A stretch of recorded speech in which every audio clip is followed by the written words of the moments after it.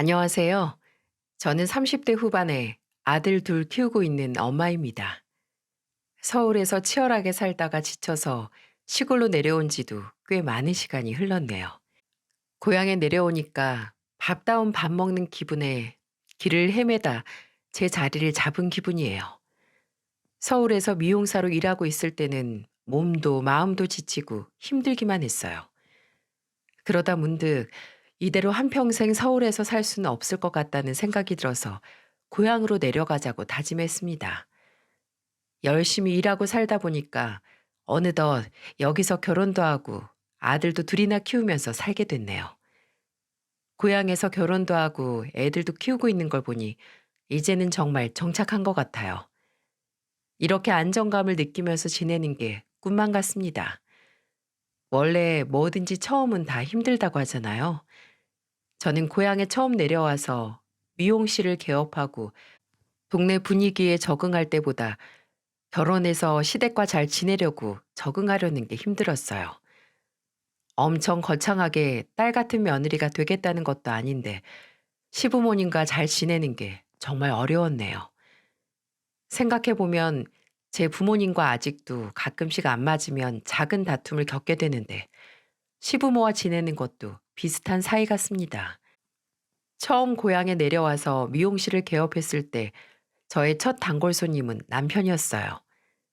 군청 공무원이었던 남편은 늘 깔끔하게 머리를 다듬곤 했어요. 자주 오고 가다 보니까 서로 자주 얘기도 하게 되고 안부를 묻는 사이가 됐습니다. 저보다 2살 많던 남편과 친해지니까 동네에 또래 친구가 생긴 것 같아서 좋았어요. 남편이 성격이 모난 데가 없이 서글서글 했거든요. 친한 오빠 동생 사이로 지내면서 자주 저녁도 먹으면서 친하게 지내다 보니까 연인 사이로 발전하게 됐습니다. 남편은 친구일 때보다 연인이 됐을 때 더 다정했어요. 미용실 영업시간 마치고 끝날 때쯤이면 늘 미용실로 와서 같이 뒷정리를 해줬습니다. 그리고는 거친 손을 보면서 저를 쉬게 해주면서 말했어요. 손이 부드러워질 날이 없네. 먹고 살려면 손이 바빠야 먹고 살지. 이거 핸드크림인데 틈틈이 챙겨 발라. 우리 결혼하면 내가 손에 물 한 방울 안 묻히게 해줄게. 그럼 세수도 해주고 발도 닦아주고 해줘야겠다. 남편은 항상 결혼하면 정말 잘해주겠다면서 저에게 말했습니다. 결혼 전이니 무슨 말을 못하겠나 싶지만 그래도 남편은 저를 위해서 핸드크림이나 작은 디저트 선물을 해주면서 제가 지치지 않도록 옆에서 지켜준 사람이에요. 그런 남편을 보면 참 다정한 사람이라고 생각했죠. 이런 사람이랑 살면 평생 서운할 일 없겠다 싶었어요. 그렇게 자연스레 결혼 준비를 시작했고, 저는 남편과 시댁으로 처음 인사를 가게 됐습니다. 시댁에는 시부와 시모, 남편, 이렇게 세 식구가 살고 있었어요. 동네에서 가장 눈에 띄는 전원주택이었는데, 마당도 있고 꽤 넓은 집이었습니다. 남편은 저한테 집을 보여주면서 시댁 집 설계 시작 때부터 자재 하나까지 전부 다 같이 골랐다면서 말을 해줬어요. 시부가 노후에는 집을 제대로 짓고 마당 있는 집에서 살고 싶다는 꿈이 있었는데 그런 시부의 로망을 남편이 옆에서 도와줘서 지어진 집이었습니다. 물론 시부의 돈으로 지어진 집이었지만 남편은 본인이 직접 설계한 집에 애착이 있었어요. 그래서 시댁에 갔을 때도 시부는 집에 대해서 자랑을 늘어놓았습니다. 이 집이 내가 평생을 꿈꾸던 집인데 우리 아들이 자재 고르는 일부터 설계까지 전부 진두지휘를 한 집이야. 남자는 이렇게 배포가 있어야 가정도 잘 꾸리고 사는 법이야. 그런 거 보면 우리 아들이 어디 빠지지 않는 사람이야. 내 아들이라서 그런 게 아니라 정말 1등 신랑감이야. 만나보니까 정말 괜찮지 않아? 괜찮은 사람이니까 저도 놓치기 싫어서 결혼하려고 이렇게 아버님, 어머님 뵈러 온 거예요. 집 지었을 때 얘긴 자주 들었는데 이렇게 와서 보니까 정말 넓네요. 그럼 여기 방이 4개고 앞에 마당도 있고 얼마나 좋은데. 아파트 살면 층간소음이다 뭐다 골치만 아프지. 단독주택이 최고야. 애들도 이런 데서 뛰어놀면 얼마나 잘 크겠어. 방도 많은데 애들 낳고 키우는 건 딱 좋지? 네? 애들을 낳고 키우다뇨? 여기서요? 여기 들어와서 사는 거 아니었어? 우린 그런 줄 알았는데. 이렇게 큰 집에서 세 식구 살다가 아들 나가면 적적할 것 같은데 어디 둘이 한번 잘 상의해봐. 집자랑을 늘어놓던 시부가 갑자기 시댁에서 아이를 낳고 키우라는 말을 하자 저는 당황스러웠어요. 시댁에 들어와서 살 거라는 생각은 안 해봤거든요. 남편도 당황한 듯한 얼굴로 대화 주제를 바꾸려고 했습니다. 그날 갑작스런 시부의 발언에 저는 무슨 얘기를 하다 나왔나 기억도 잘 안 났어요. 시부의 마음은 충분히 이해하는데 선뜻 시댁에서 다 같이 사는 게 쉽게 결정할 일은 아니지 않나요? 시댁을 나와서 남편도 저한테 이런저런 말을 하면서 너무 부담 갖지 말라고 말을 해줬습니다. 그런데 이미 들었는데 어떻게 모른 척 할 수 있겠어요? 저는 이런 고민을 먼저 결혼한 친구들한테 털어놨어요. 그때 친구들 중에서도 가장 먼저 결혼했던 친구는 저한테 이런 말을 했습니다.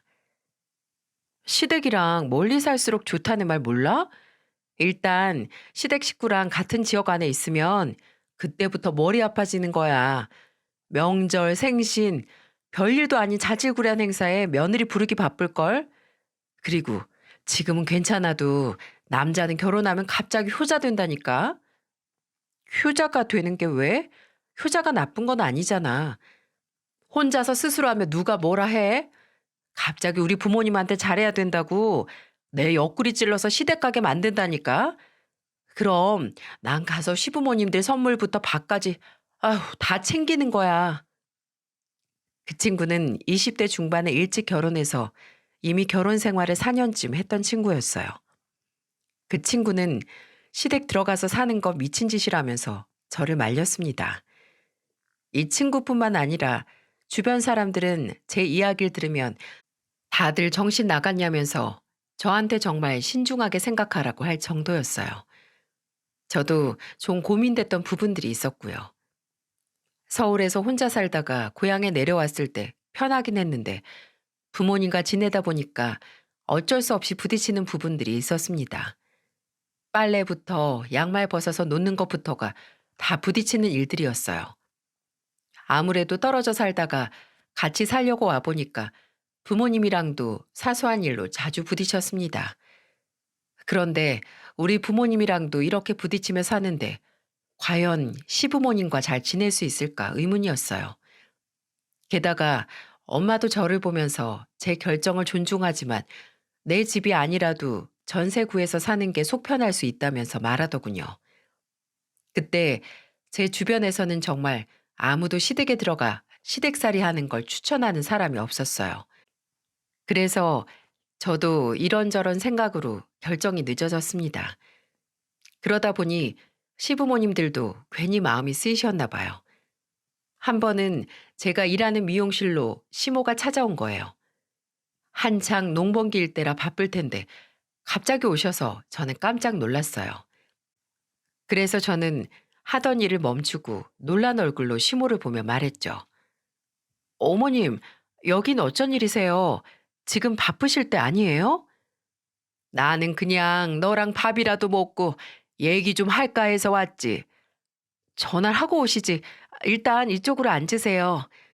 여기 말고 나도 요즘 속이 답답해서 그런데 우리 같이 나가서 밥도 먹고 쇼핑도 하자.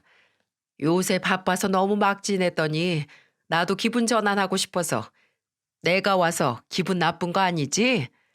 아, 아니에요. 저 그럼 옷 좀 걸치고 나올게요. 갑자기 찾아온 시모는 기분 전환하러 가자면서 가게로 온 거예요. 저는 어리둥절한 채로 시모와 같이 나왔습니다. 시모는 오랜만에 대전에 있는 백화점에 가자면서 저를 이끌었어요. 갑자기 벌어진 상황에 저는 가게 문도 일찍 닫고 시모와 대전으로 나갔어요. 시모는 그때 아이처럼 기뻐하는 모습이었습니다. 원래는 아가씨도 지금 시댁에서 같이 살았는데 시집을 가면서 경기도 수원으로 나간 거예요. 그러니 그 큰 집에서 두 분이서 쓸쓸할 것 같았어요. 시모랑 옷도 구경하고 밥도 먹으면서 즐거웠습니다. 그러다가 시모는 갑자기 명품 매장 앞에서 저를 부르더니 매장 안으로 거침없이 들어갔어요. 그러더니 저를 보면서 하나 고르라고 하는 겁니다. 너무 놀라서 저는 손살을 치면서 괜찮다고 했지만 시모는 당당한 목소리로 말했어요. 내가 정말 너니까 이렇게 비싼 거 사주는 거야. 내 딸도 이런 거 사준 적 없다니까. 어머님, 그래도 가방은 너무 부담스러워요. 저 이런 거 들고 나갈 일도 없고 보관도 잘 못해요. 꼭 어디 나갈 일 있어야 사는 것도 아니고 하나 사두면 너 어디 친구 만날 때나 잔치집 갈 때 들고 가면 되지. 요즘 여자애들은 이런 거 하나씩 다 있다던데. 저 정말로 괜찮아요. 그냥 아까 봤던 어머님 겉옷 사러 가요. 너 여기서 하나 고를 때까지 안 나갈 거다. 나는 오늘 너 이거 사주려고 온 건데 여기서 가방 못 사면 나는 내일도 모레도 너 데리고 나올 거라니까. 그 매장에서 가장 쓸만한 가방이 400만 원이나 되더라고요. 저는 너무 부담스럽고 명품 좋은 걸 모르는 사람이라 괜찮다고 했지만 시모는 계속해서 고르라며 저를 보챘어요. 결국 저는 거기서 시모한테 생각지도 못한 가방 선물을 받게 됐습니다. 너무 감사하지만 한편으로는 부담스럽기도 했어요. 저는 시모와 처음으로 나갔던 쇼핑을 마치고 돌아왔습니다. 시모와 대전에 나갔다 온 얘기를 들은 남편은 물개박수를 치며 좋아하더라고요. 제가 시모랑 잘 지내니까 너무 좋아하는 거예요. 그런데 시모는 이날 이후로도 줄곧 저와 같이 여기저기 다니며 지냈어요. 그러다가 시모와 같이 치킨에 맥주를 하면서 시모의 진심 어린 말을 듣게 됐습니다. 시모는 맥주를 한잔하며 저한테 말했어요. 내 식구 살 때 참 좋았는데 에휴, 딸이 시집가고 나니까 집안도 허전하고 마음도 뒤숭숭했어. 그렇다고 우리 남편이 살건 성격도 아니라 나 혼자 얼마나 외로웠는데 든자리는 몰라도 난자리는 안다고 집이 아주 허전해. 시골에서 농사짓는 남자라 그런지 어찌나 이기적인지 몰라. 나는 그래서 네가 결혼해서 같이 살면 얼마나 좋을까 생각 많이 했다. 저도 어머님이 이렇게 먼저 손 내밀어 주시니까 걱정되는 부분도 많이 사라진 것 같아요. 제가 먼저 어머니께 살갑게 했던 거 아닌가 싶기도 하고 마음이 좀 쓰였어요. 아니야. 내가 원래 우리 딸 같이 살 때도 자주 나갔어. 그러니까 걱정 마. 나는 정말 네가 딸 같아서 그래. 저는 그렇게 시모와 가까워졌고 막역한 사이가 되다 보니까 시댁으로 들어가서 사는 게 괜찮을 것 같다는 생각이 들기 시작했어요. 왜냐하면 저도 결혼하면 아이들을 자유롭게 뛰어놀게 하면서 키우고 싶었거든요. 괜히 한창 클 나이에 뛰지 마라, 조용해라 하고 키우는 것보다 정말 시골에서 커야 한다면 주택에서 풀냄새, 흙냄새 맡으면서 크게 하고 싶었습니다. 그래서 저는 나중에 애들 생각해서라도 시댁에 들어가기로 결정했어요. 가게를 하면서 애들 키우려면 시부모님이 같이 돌봐주면 도움이 될 것 같았거든요. 그렇게 저와 남편은 시댁에 들어가서 살기로 결정한 뒤로 순조롭게 결혼 준비를 시작했고 양가 어른들의 축복 속에 결혼을 하게 됐어요. 시부와 시모가 좋은 사람들이라서 시댁에 적응하는 일은 큰 어려움이 없었습니다. 제가 시댁으로 들어가기로 결정하자 시부는 저와 남편이 쓸 방 인테리어를 다시 해주셨어요. 이렇게까지 절 환영해 주시니까 저도 기분이 좋았습니다. 그래서 시댁살이 초반에는 별일이 없었어요. 하지만 뭐든지 오래 지켜봐야 진가가 나온다는 말처럼 시모와 제 사이는 전혀 예상 못한 방향으로 흘러갔습니다. 결혼 전 그렇게 가방까지 사주면서 딸 같은 며느리라면서 저를 올려 쳐주던 시모는 달라지기 시작했어요. 지금 이렇게 사연을 쓰면서 생각해보니 제가 시댁에 들어와서 살았으면 하고 바라는 마음에 저를 꼬시려고 했던 게 아닌가 싶을 정도예요.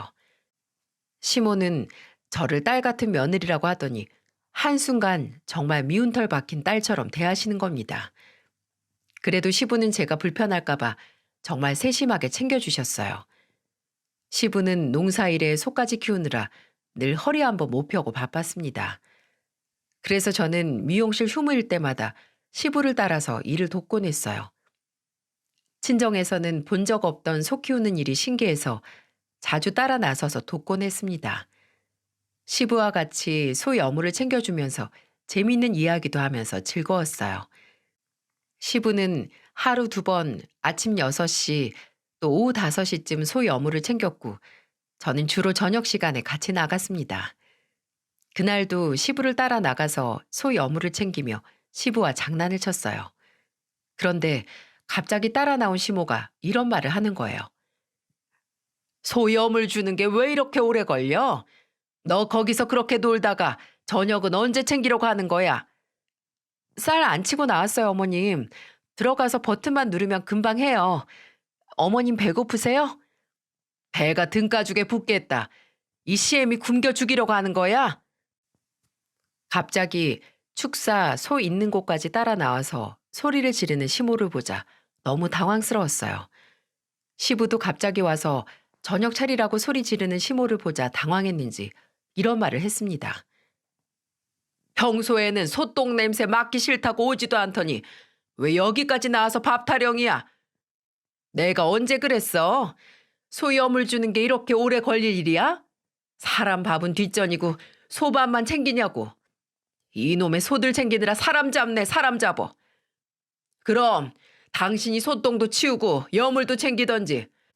새아기가 여기서 소똥 치우고 여물 주느라 배가 고파도 당신보다 곱절은 더 배고프겠다.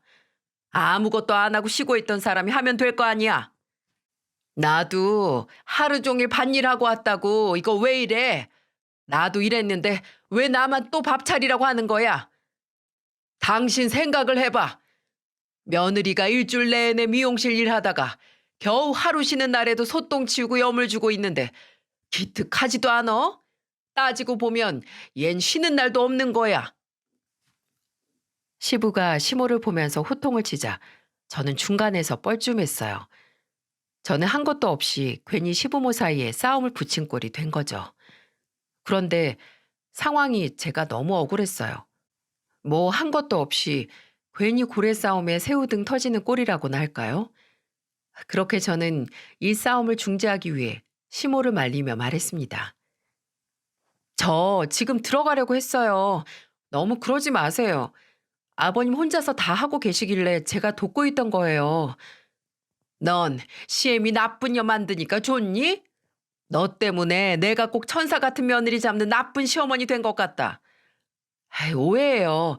어머님 오해 푸시고 그냥 저랑 같이 들어가요. 아버님도 하프시고 천천히 들어오시고요. 그렇게 저는 시모와 시부를 달래면서 집으로 들어갔어요. 시모는 같이 들어가면서도 계속해서 투덜거렸어요. 시모는 시부가 저만 예뻐하고 저만 아낀다면서 괜히 서운해하시는 거예요. 근데 생각해보니까 제가 잘못한 게 있는 것도 아니고 너무 억울하게 새우등 터지는 상황에 조금은 억울했습니다. 그날 저녁 시모와 시부랑 같이 밥을 먹는데 밥이 속에서 얹히는 기분이었어요. 하필이면 남편이 회식 때문에 늦게 와서 정말 가시밭 같았습니다. 그런데 다음 날 아가씨가 집에 온 거예요. 갑자기 왜 왔나 싶었죠. 한 달에 한 번 정도만 오던 아가씨가 와서 저는 어리둥절해서 물었습니다. 아가씨, 갑자기 무슨 일이에요? 전화라도 하고 왔으면 마실 거라도 사다 놨을 텐데. 내가 우리 엄마 아빠 집도 못 와요? 새언니가 잘했으면 제가 이렇게 달려올 일도 없잖아요. 엄마가 어제 전화로 서러워서 못 살겠다 해서 온 거예요. 그게 무슨 말이에요? 어머님이 서러워서 못 살겠다고 했다뇨? 어제 엄마 밥도 안 차리고 소만 챙겼다면서요? 아빠는 또 새언니 감싸면서 엄마만 몰아세운 것 같은데 시댁에서 살기로 했으면 중간에서 좀 잘해요. 저는 아가씨의 말에 너무 당황스러웠어요. 게다가 시모가 아가씨한테 전화해서 하소연을 했다는 말이 너무 어이가 없더라고요. 그리고 제가 왜 아가씨한테 이런 말을 들어야 합니까? 대체 제가 잘못한 게 뭐가 있나 싶어서 다짜고짜 저한테 잘하라면서 말을 내뱉는 아가씨를 보며 말했어요. 저는 그냥 아버님 일 도와드린 것밖에 없어요. 제가 집에서 탱자탱자 놀다가 이런 소리 들으면 억울하지라도 않지. 일하다가 욕먹으니까 좀 불쾌하네요. 그러니까 그걸 잘 조절했어야죠. 이런 거 예상도 못하고 들어온 거 아니잖아요. 누가 이런 상황을 예상하고 들어와요. 지금 너무 어이가 없네요. 때리는 시누이보다 말리는 시누이가 더 얄밉다고 진짜 어이가 없었습니다. 제 입장을 생각해주는 사람이 전혀 없었어요. 그런데 그때 아가씨가 저한테 다그치듯이 말하니까 뒤늦게 들어온 시부가 아가씨를 말렸습니다. 점점 상황이 꼬여가는 것 같았어요. 그렇게 아가씨는 이 상황에 하루 자고 가겠다고 하는데 마치 아가씨와 시모가 편을 먹고 저랑 싸우려는 기분이었죠. 그런데 그날 저녁 정말 기가 막힌 일이 벌어졌어요. 시부와 남편, 저, 시모와 아가씨 이렇게 모여서 거실에 있었는데 시부가 갑자기 TV를 보다가 손금 이야기를 하는 거예요. 원래도 취미로 손금 공부를 조금 했던 시부는 저와 남편 손금을 보고 궁합을 봐주겠다고 하셨어요. 시부는 제 손을 보며 이렇게 말했습니다. 우리 며느리 손주 3명은 낳고 아주 잘 살겠네. 아주 다복하게 살겠어. 정말요? 저 장수하는지도 같이 봐주세요. 오래 살까요? 제 말에 시부는 제 손을 이리저리 보면서 장수할 운명인지 봐주겠다면서 장난을 쳤어요. 그런데 그때 그 모습을 지켜보던 시모가 벌떡 일어나서 말했어요. 당신 아무리 며느리라지만 지금 손 붙잡고 뭐 하는 거야? 무슨 자다가 봉창 두들기는 소리야? 자꾸 뜨신 밥 먹고 쉰 소리 할 거야? 그놈의 손금 공부하면서 어디 내 손금 한번 봐준 적이 있었어? 왜 며느리 손금만 봐주는데? 이렇게 성질이 고약한데 내가 당신이랑 무슨 얘기를 해?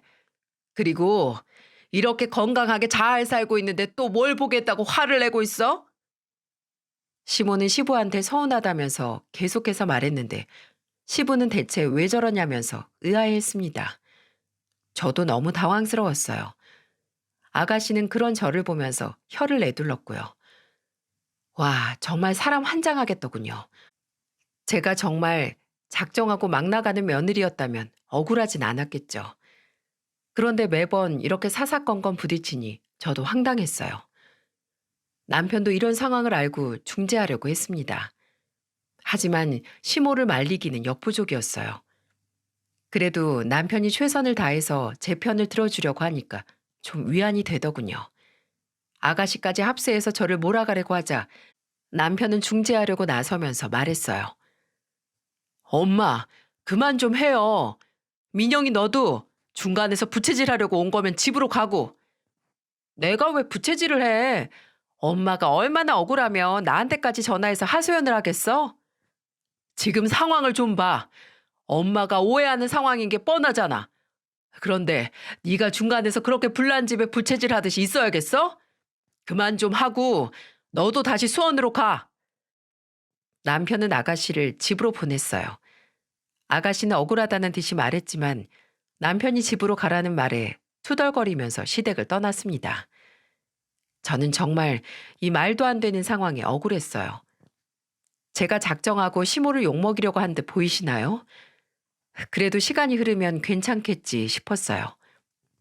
하지만 시간이 흐를수록 감정의 골만 깊어졌습니다. 티격태격하면서 지내다 보니 제가 아들을 둘이나 낳고 살았네요. 그동안 참 별의 일이 많았습니다. 이렇게 살고 있는 게 꿈만 같을 정도였어요. 그런데 가만 보면 늘 시부가 절 생각해서 무언가를 해주면 시모가 저를 꾸짖듯이 하는 말부터가 시작이었어요. 제가 첫째를 낳고 둘째를 임신했을 때 일이었습니다. 임신 중에도 미용실을 열고 영업을 했는데 시부가 제 손이 거칠어 보인다면서 어디서 화장품에 핸드크림까지 사왔었어요. 결혼 전에 남편이 늘 제가 보통 여자 손답지 않게 거칠다면서 걱정하듯 사오던 모습이 생각났습니다. 남편이 자상한 게 다 시부를 닮아서 그렇다고 생각했어요. 저는 시부가 농사일을 하면서 정신 없었을 텐데도 절 생각해서 사다 주시는 게 너무 감사했습니다. 그래서 저는 시부가 건네준 종이 가방을 건네받으며 기뻐했어요. 아버님, 바쁘실 텐데 언제 나갔다 오셨어요? 그냥 좀 쉬시지 그랬어요. 임신한 몸으로 일하느라 네 거는 잘 못 챙길 것 같아서 내가 챙겼지. 몸 힘들면 좀 쉬지. 그렇게 미용실 열어야겠어? 동네 장사고 단골 장사라서 오래 쉬면 안 좋아요. 고생이 많다. 부모가 되는 게 쉬운 일이 아니지. 이거 잘 쓰면서 네 몸도 잘 챙겨. 아버님은 제가 평소에 쓰던 로션에다가 튼살 크림에다가 정말 많이도 사오셨어요. 하나씩 보면서 감탄하는데 갑자기 시모가 와서는 종이 가방을 뺏어 들면서 시부를 보면서 소리쳤어요. 나한테는 옷 한 벌도 안 사오는 양반이 며느리 쓰는 건 이렇게 챙겨주는 게 말이 된다고 생각해? 당신은 또 왜 그래? 당신도 필요하면 사다 입으면 될 거 아니야. 내가 돈 쓴다고 뭐라고 한 적 있어? 이 며느리 거 사러 나간 김에 내 옷이라도 하나 사오면 좋잖아. 당신이 임신했어? 당신 며느리 지금 둘째 임신해서 몸도 무거운데 얼마나 힘들겠어. 그걸 가지고 곱게 보진 못하고 참, 별 시덥잖은 일에 화도 잘 낸다. 내가 진짜 기가 막혀서 내가 이러니까 평생을 같이 사는데도 혼자 사는 것처럼 외롭다고 하는 거야. 됐어. 늙어서 노망이 났나? 얼른 그거 며느리 줘. 시부는 시모한테 호통을 쳤고 시모는 갑자기 화내는 시부를 노려보다가 들고 있던 종이 가방을 저한테 던지듯 주고는 방으로 들어가는 거예요. 그런데 하필이면 그때 아가씨가 와 있던 게 화근이었습니다. 아가씨는 제가 시댁에 들어오고부터 시모가 서운한 일이 많아졌다고 괜히 저를 미워했어요. 그날 시부가 제 편을 들면서 화를 내니까 시모는 괜히 심술이 난 거예요. 저녁에 샤워를 하고 있는데 갑자기 찬물만 나오는 거예요. 너무 당황스러워서 남편 불러서 온수가 안 나온다고 말했죠. 남편이 봐주겠다고 말하고 다시 온수가 나오기 시작했어요. 그런데 또 얼마 안 가 찬물만 나오길래 뭐가 고장이 났나 싶어서 얼른 대충 씻고 나왔습니다. 대충 씻고 나오는데 남편이 아가씨랑 싸우고 있는 거예요. 저는 무슨 일인가 싶어서 옷을 챙겨 입고 거실로 나갔습니다. 그런데 알고 보니까 제가 씻고 있을 때 아가씨가 보일러를 끈 거예요. 저 그때 임신한 몸이었는데 보일러를 끄는 게 말이나 되나요? 저는 아가씨 행동이 이해가 안 갔습니다. 아가씨도 아이 하나 낳고 살고 있어서 애를 낳아본 사람이 이런 짓을 한다는 게 이해가 안 갔어요. 그래서 저는 남편을 대신해서 아가씨 옆에서 소리치며 말했습니다. 아가씨, 왜 보일러 옆에서 그런 짓을 해요? 저 안에서 얼마나 놀랐는 줄 아세요? 새언니는 뭐가 그렇게 금이야 오기야 집에서 모셔주길 바래요? 시댁에 살면 어느 정도는 불편도 감수해야죠. 내가 가만 보니까 새언니가 이 집의 왕처럼 있는 것 같네요. 무슨 왕이라는 거예요? 지금 저 너무 몰아붙이는 거 아니에요?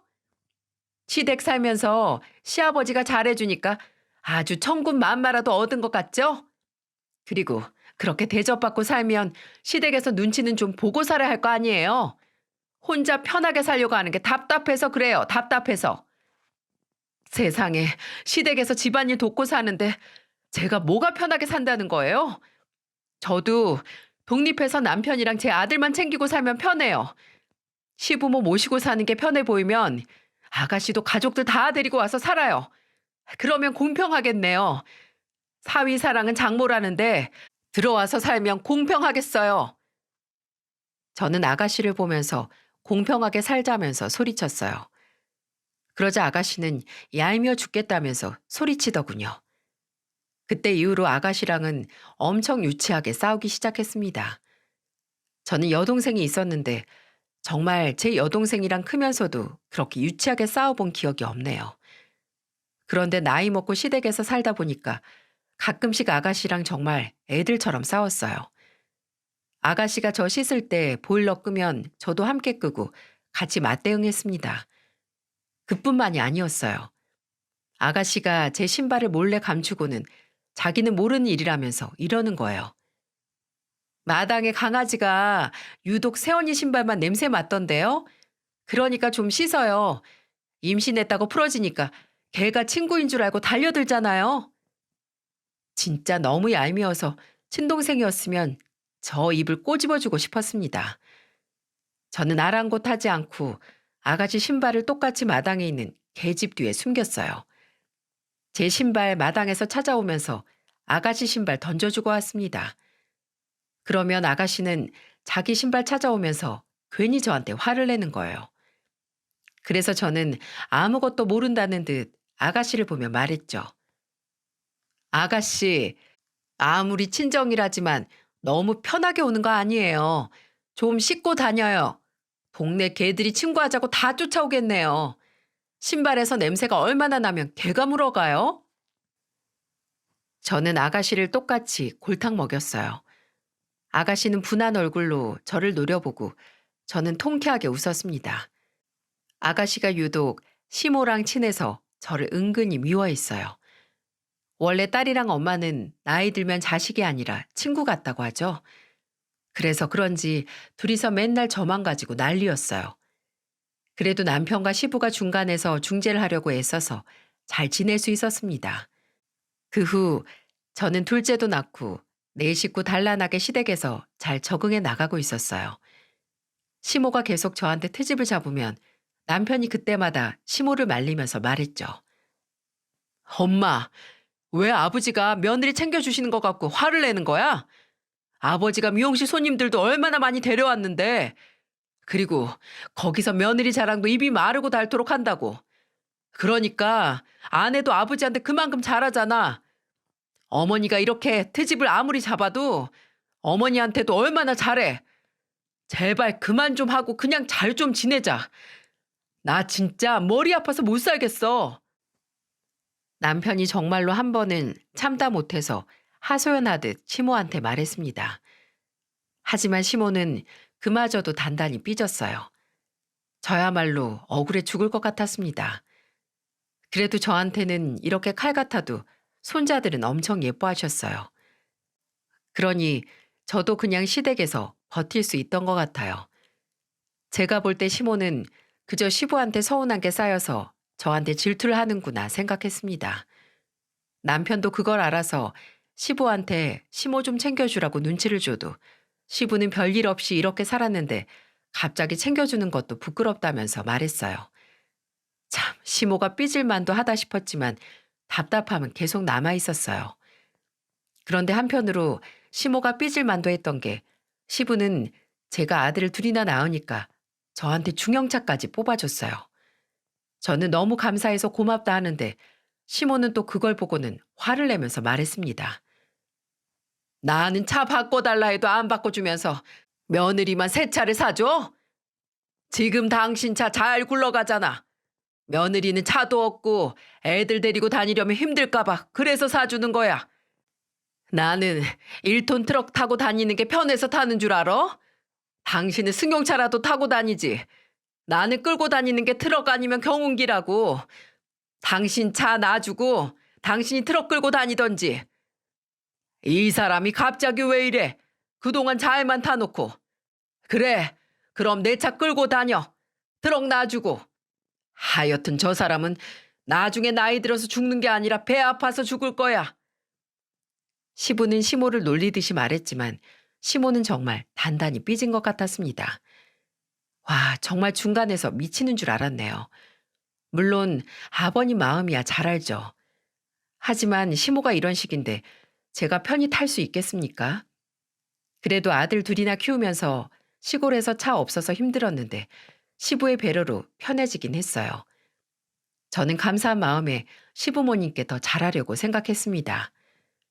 시댁에서 생활도 적응되니까 이제는 시모가 화를 내도 그냥 그런가 보다 하고 넘길 정도였어요. 하루 이틀도 아니고 어떻게 매번 반응하고 살겠어요? 그래서 그냥 이대로 티격태격하며 지내는 것도 익숙해지니 다 이러고 사나 보다 했습니다. 하지만 진짜 사건은 아직 터진 게 아니었어요. 정말 시모와의 감정골이 터지는 사건이었습니다. 제가 미용실 쉬던 날 집에서 애들을 보면서 있었어요. 그런데 원래 저녁 6시쯤 집에 오던 시부가 그날따라 4시에 들어온 거예요. 아직 저녁 준비도 안 됐는데 현관부터 배고프다면서 큰 소리로 말하고 들어오셨죠. 있는 게 아무것도 없어서 당황스러워서 말했어요. 아버님, 오늘은 왜 이렇게 일찍 오셨어요? 지금 집에 아무것도 없는데 찬밥밖에 없어요. 라면 먹으면 되지. 나 라면 좀 끓여줘. 배가 고파서 돌아가시겠다. 무슨 라면이에요. 잠깐 기다리시면 제가 밥이라도 얼른 할게요. 됐어. 밥은 저녁에 다 같이 먹고 나 지금 라면 먹으련다. 시부는 배고파 죽겠다면서 라면 먹겠다고 하는 거예요. 그래서 저는 정말 배가 고파 보이셔서 얼른 라면을 끓였습니다. 갑자기 집에 들어오셔서 저는 우왕좌왕하면서 라면을 끓였어요. 시부는 얼마나 배고팠으면 라면 하나를 뚝딱 하고는 밥까지 찾았습니다. 저는 찬밥이라 마음에 걸렸는데 시부는 이렇게 말했어요. 라면에는 찬밥 말아 먹는 거야. 찬밥 지금 안 먹으면 버려야 되는데 이리 줘라. 얼른 먹고 배만 부르면 되는 거지. 그럼 지금 이거 드시고 저녁에 제가 찌개 끓여드릴게요. 저는 그렇게 시부한테 한 덩어리 남아있던 찬밥을 드렸어요. 그런데 그때 마침 들어오던 시모가 저를 보고는 눈빛이 달라졌습니다. 뒤늦게 들어와서 제가 시부한테 찬밥 주는 걸 보고는 오해를 한 거예요. 정말 저승사자가 서 있는 줄 알았다니까요. 잡아먹을 것처럼 저를 노려보니 옆에 있던 숟가락을 들고는 저한테 돌진했어요. 일하고 들어온 시부한테 찬밥 주는 걸 보고는 숟가락을 들고 제 머리와 뺨을 쳤습니다. 저는 너무 당황해서 소리쳤어요. 어머님, 지금 뭐 하시는 거예요? 왜 절 때리세요? 네가 감히 내 남편한테 찬밥을 줘? 너한테 그동안 얼마나 잘했는데 감히 끼니로 라면도 모자라서 찬밥을 줘? 오냐 오냐 하니까 아주 눈에 뵈는 게 없네. 회속으로 밥 만들면 20분이면 만들어지는데 그걸 못해서 찬밥을 주냔 말이야. 저도 밥 해드리려고 했는데 아버님이 드시겠다고 했단 말이에요. 저한테 왜 그러세요 정말? 이게 그래도 잘못한 것도 모르고 아주 기어오르네. 저는 시모가 또 저를 때리려고 하는 모습을 보고는 그동안 쌓였던 게 저도 터져버렸어요. 그래서 저는 상을 엎을 작정으로 자세를 잡았습니다. 그런데 그때 시부가 제 팔을 잡으며 저를 말렸어요. 저는 시부가 안 말렸으면 그날 시댁에서 상 엎어버릴 뻔했습니다. 시부는 저를 말리고는 숟가락을 들고는 시모를 때렸어요. 그러자 시모가 억울하다는 듯 말했습니다. 당신 지금 먹던 숟가락으로 내 머리 쳤어? 당신 이러니까 며느리가 우리 집을 개똥으로 알잖아. 감히 며느리한테 손찌검을 해? 내가 라면이랑 찬밥 달라고 한 거야. 왜 아무것도 모르면서 생사람을 잡냐고 생사람 잡길. 사람이 왜 이렇게 경솔해? 우리 며느리가 찬밥이나 내놓는 사람이야? 그렇게 며느리 몰라. 시부는 저를 대변해주면서 소리쳤어요. 제가 상을 엎으면 정말 큰 싸움이 되니까 시부가 총대를 메고 시모를 말린 거예요. 제가 그동안 쌓인 게 많아서 억울할 것 같아서 대신 나서주신 겁니다. 아무래도 며느리가 시모를 때리면 그림도 이상하고 더 큰 싸움으로 번지게 뻔하잖아요. 시부는 그 순간 본인이 나서야겠다고 판단했던 거예요.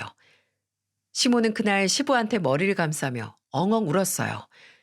억울해서 못 살겠다며 정말 바닥에 주저앉아서 우시는데 괜히 제가 다 죄송스러웠네요. 그러다 남편이 와서 시모를 달랬고 사건은 그렇게 일단락됐어요. 정말로 폭풍이 휘몰아친 것 같았네요.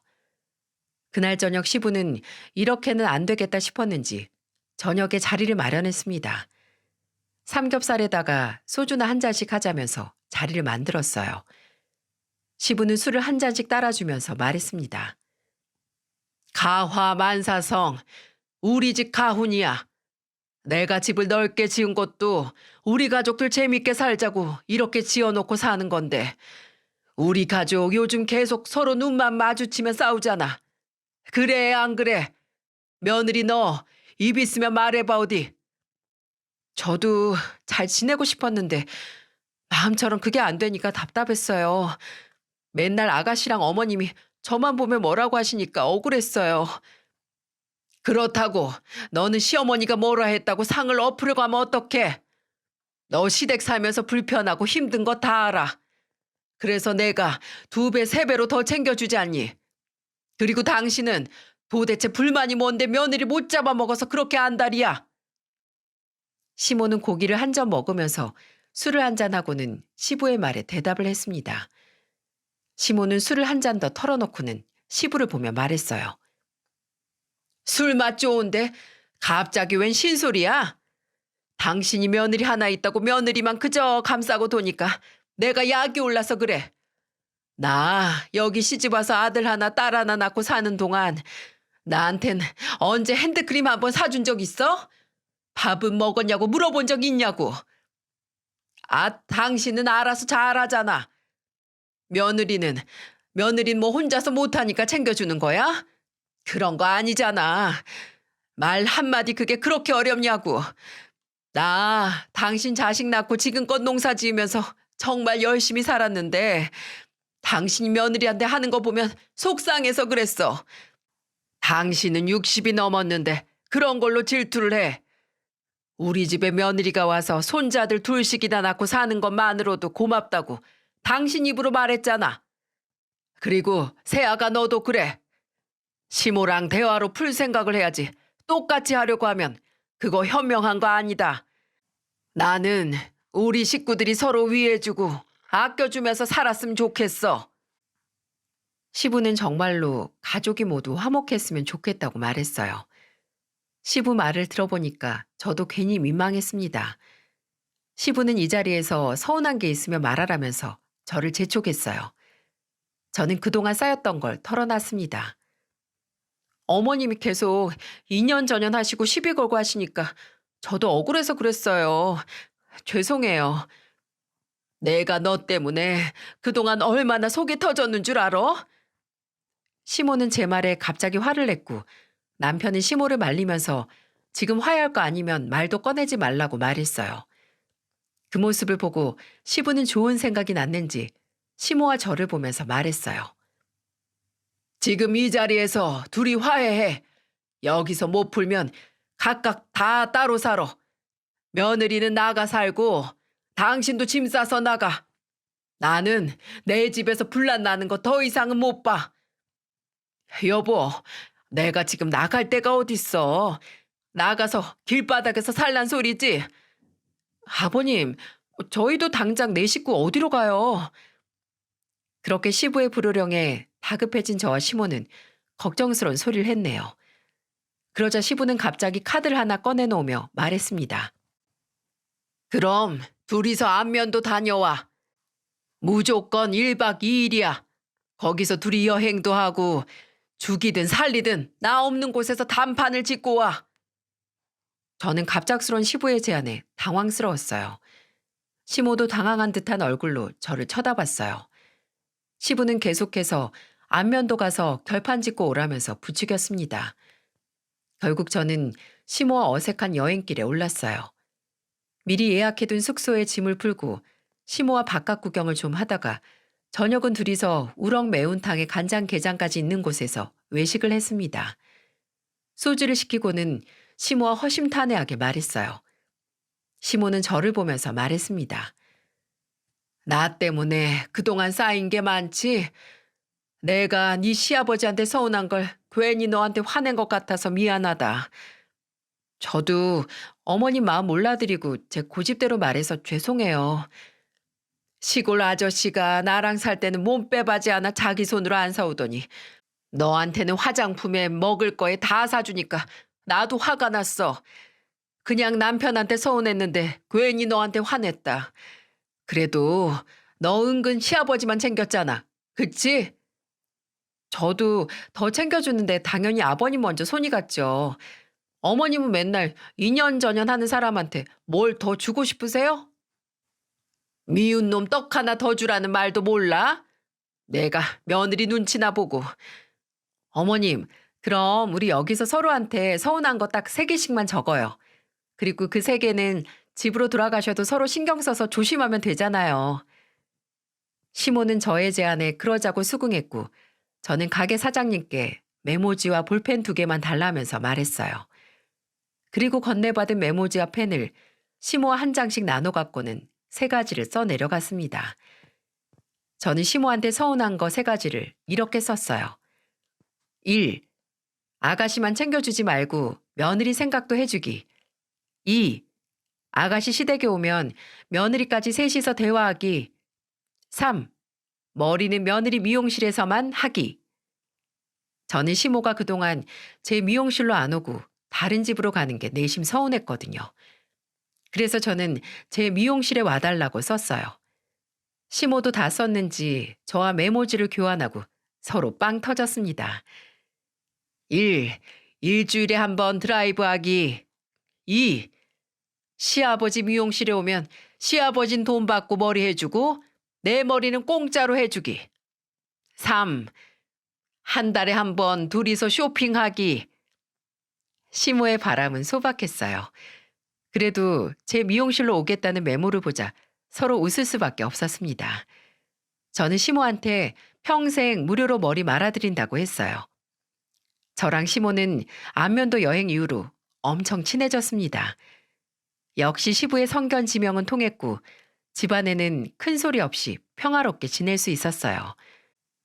요즘은 시모랑 같이 시부 놀리는 재미에 산다고 할 정도로 죽이 척척 맞습니다. 한 번은 시부가 땀에 젖어 들어오는 걸 보고 시모가 놀리듯이 말했어요. 당신 이게 무슨 냄새야? 나는 소가 들어오는 줄 알았네. 얼른 가서 씻어요. 예, 네 시아버지 정말 고약한 냄새 나지 않니? 아버님, 냄새 너무 심해요. 얼른 가서 뜨신 물에 푹 씻으셔야겠어요. 아유, 내가 이런 냄새 나는 인간이랑 한 입을 덮고 산다.